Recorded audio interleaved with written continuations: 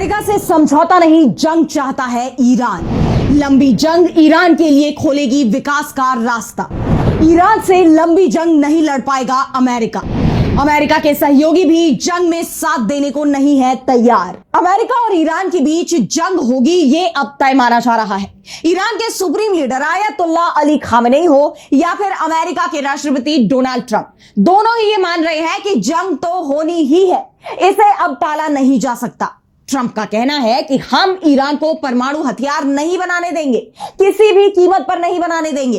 वहीं खामेनेई का कहना है कि यह हथियार तो हम बना ही नहीं रहे, बल्कि हमें तो इसकी जरूरत ही नहीं है। लेकिन अमेरिका की जो शर्तें हैं उन्हें हम नहीं मानेंगे, क्योंकि अमेरिका सिर्फ ईरान से परमाणु हथियार पर बात नहीं करना चाहता, बल्कि वो तो ईरान के तेल पर कब्जा चाहता है।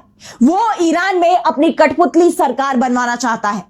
इसके लिए ईरान तैयार नहीं है और इसीलिए यह तय माना जा रहा है कि अब मिडिल ईस्ट में जंग होगी और यह जंग अब कभी भी शुरू हो सकती है। और साथ ही तय यह भी माना जा रहा है कि अगर लड़ाई होती है तो विनाश होगा, लेकिन इस विनाश में ईरान अपना विकास देख रहा है।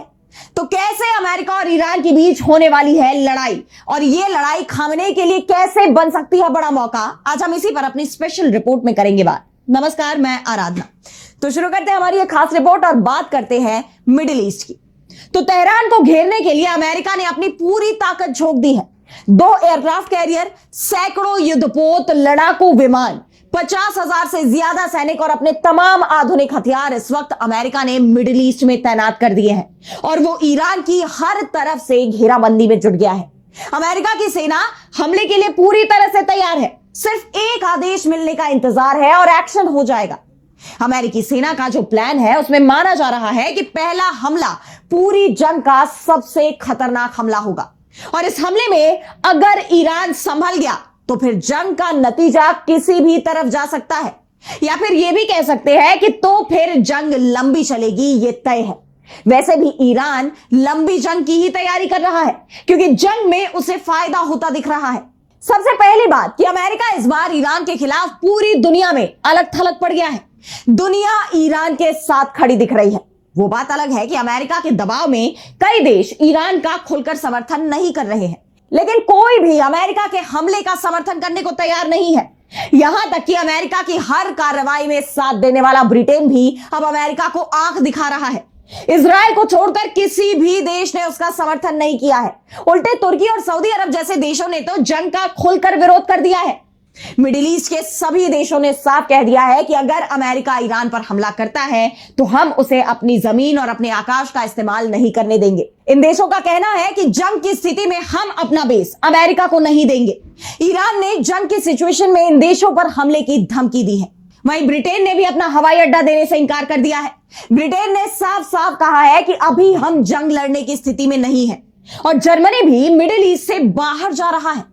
उसने इराक से अपने सैनिक हटाने की घोषणा की है। पहले से ही यूरोप के साथ अमेरिका के संबंध बिगड़ते दिख रहे हैं और ईरान के साथ अमेरिका की ये जंग इन संबंधों को पूरी तरह से खत्म कर सकती है। यानी जंग के बाद अमेरिका बेहद कमजोर हो जाएगा, उसका गठबंधन पूरी तरह से टूट सकता है।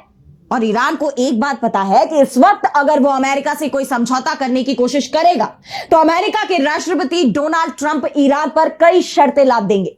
वो कई दूसरे मुद्दे भी ले आएंगे और ईरान पर दबाव बनाएंगे कि वो उन्हें भी मंजूर करे। ऐसे में कोई भी समझौता जो इस वक्त होता है वो ईरान के लिए विनाशकारी होगा।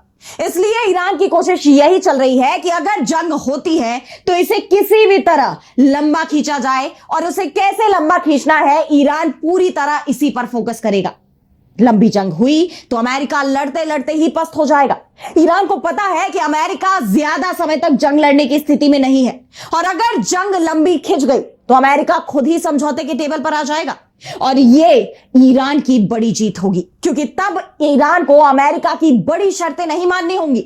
या ये भी कह सकते हैं कि फिर समझौते में ईरान की तरफ से भी शर्तें रखी जाएंगी जिसे अमेरिका को मानना पड़ेगा, यानी बाजी पूरी तरह ईरान के हाथों में आ जाएगी। दरअसल इस वक्त अगर ईरान कोई समझौता कर लेता है, यानी जंग को रोकने के लिए अगर वो कुछ नरमी दिखाता भी है, तो उसकी ये नरमी कमजोरी मानी जाएगी जो इस्लामिक शासन के लिए ज्यादा खतरनाक है, क्योंकि ईरान में शासन के खिलाफ आंतरिक विरोध काफी तेज है। इसी साल की शुरुआत में ईरान में भयावह विरोध प्रदर्शन हुआ था। इस प्रदर्शन में करीब 3,000 लोगों की जान चली गई थी और ये तो सरकारी आंकड़े बता रहे हैं। लेकिन अब खामेनेई नहीं चाहते कि वो कमजोर दिखाई दे, ऐसा कोई भी समझौता हो जिसमें ईरान झुकता दिखाई दे। और सबसे बड़ी बात तो यह है कि अगर इस वक्त ईरान समझौता कर भी लेता है तो इसकी कोई गारंटी नहीं होगी कि जंग नहीं होगी। अगर डोनाल्ड ट्रंप फैसला कर चुके हैं कि उन्हें ईरान पर हमला ही करना है तो फिर वो समझौता करने के बाद इसे तोड़ भी सकते हैं।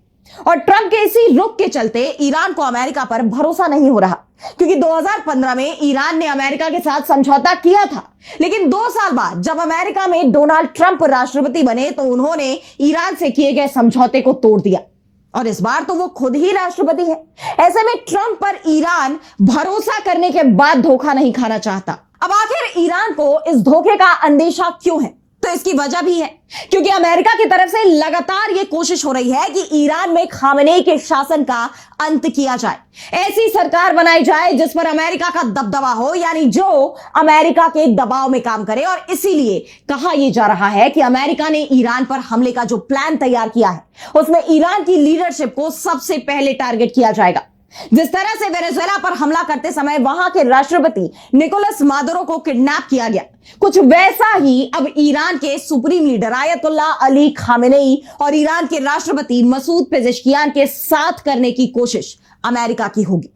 वैसे कोशिश तो यही होगी कि उन्हें जंग के मैदान में ही खत्म कर दिया जाए और इस स्थिति में ईरानी नेतृत्व कमजोर पड़ सकता है और सत्ता परिवर्तन की राह खुल सकती है, क्योंकि अमेरिका यह मान रहा है कि अगर ईरान में सत्ता परिवर्तन होता है तो फिर ईरान में उसका दबदबा बढ़ जाएगा। लेकिन अमेरिका को इस बात का भी एहसास है कि ईरान वेनेजुएला नहीं है, उसके पास एक मजबूत सेना है जो अमेरिकी हमलों का करारा जवाब देगी और इसीलिए अमेरिका लंबी जंग की भी तैयारी कर रहा है। वही ईरान को भी इस बात का एहसास है कि इस बार जो जंग होगी वो शायद 12 दिन नहीं बल्कि 12 सप्ताह या उससे भी ज्यादा लंबी हो सकती है। और जैसा कि ईरान ये मान रहा है कि जंग जितनी लंबी चलेगी उसके लिए उतनी ही फायदेमंद रहेगी, इसलिए उसकी तरफ से जवाबी कार्रवाई की चेतावनी भी दी जा रही है। खामेनेई शासन ने साफ ऐलान कर दिया है कि जंग होगी तो अमेरिका को जवाब दिया जाएगा, अमेरिकी ठिकाने निशाने पर आ सकते हैं।